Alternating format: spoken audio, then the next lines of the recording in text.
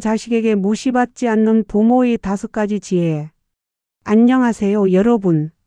오늘도 저희 채널을 찾아주셔서 감사합니다. 요즘 이런 일 있으신가요? 아들한테 문자 보내도 답장이 며칠 뒤에 오고, 딸에게 전화해도 엄마 봐봐.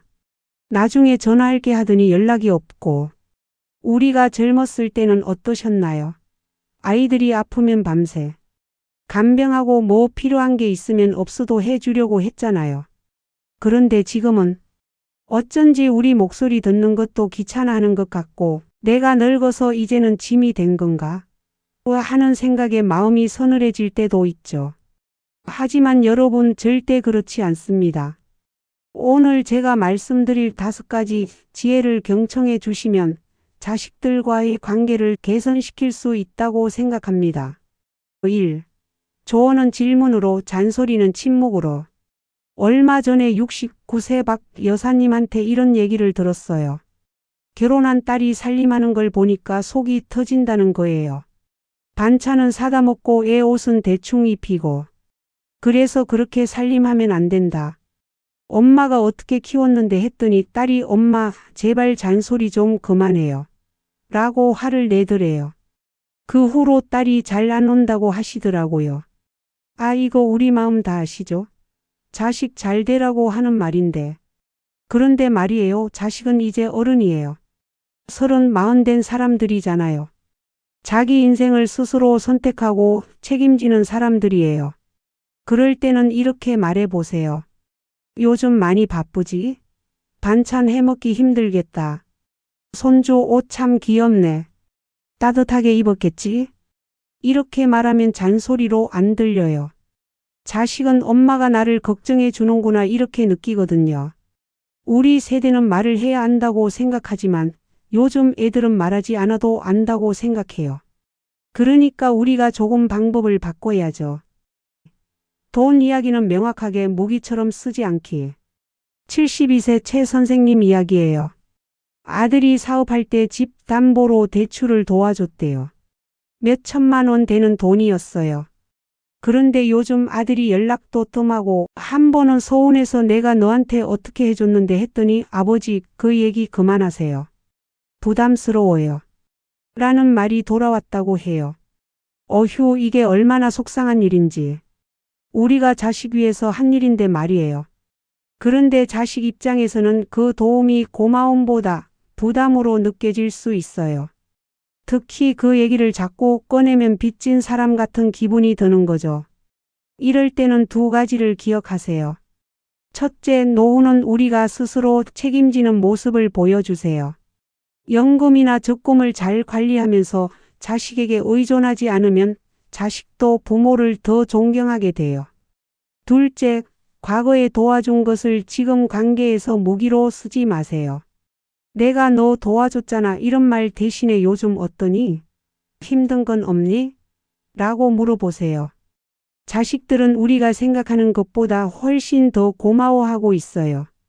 다만 그걸 표현하는 방식이 우리 세대와 다를 뿐이에요. 내 삶을 먼저 살기. 이런 분 계세요.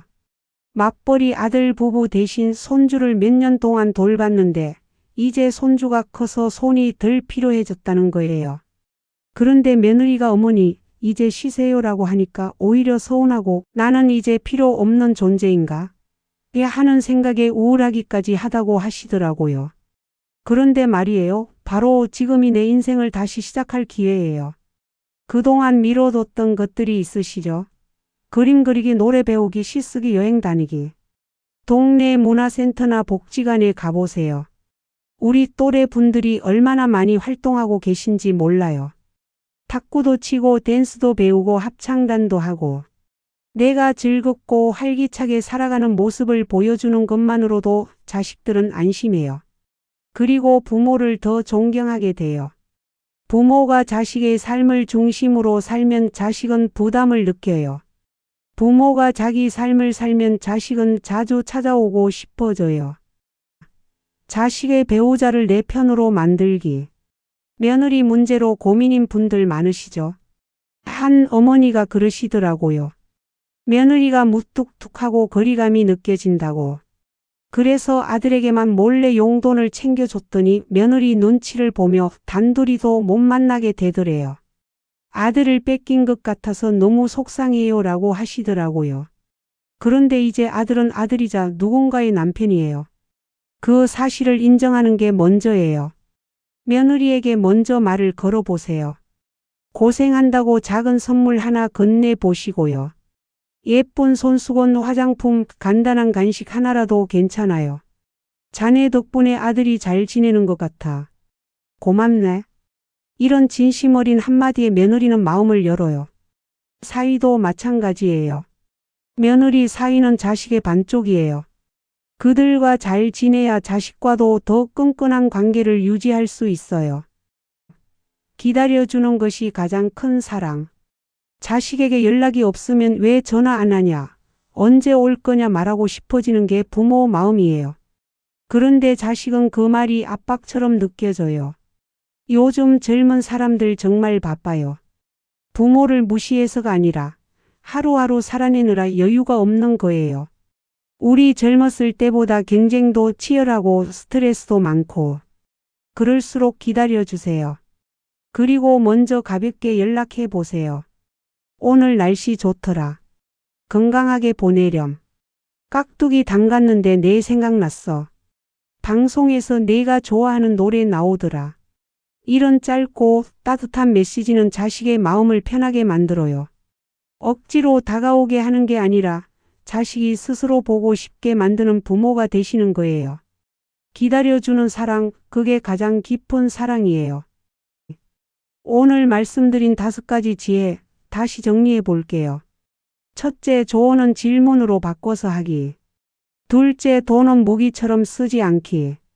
셋째, 자식보다 내 삶에 집중하기. 넷째, 며느리와 사이를 내 편으로 만들기. 다섯째, 기다려주는 사랑 실천하기. 이 5가지는 결국 하나의 메시지로 귀결돼요.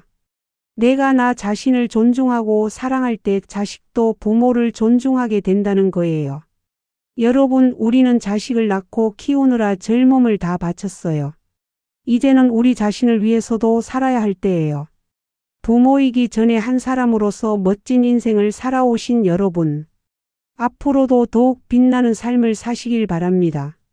이 영상이 도움이 되셨다면 좋아요 버튼 눌러주시고 구독도 꼭 부탁드려요. 그리고 댓글로 여러분의 이야기도 나눠주세요. 함께 공감하고 함께 위로받는 시간이 되었으면 좋겠어요. 감사합니다. 다음 영상에서 또 뵐게요.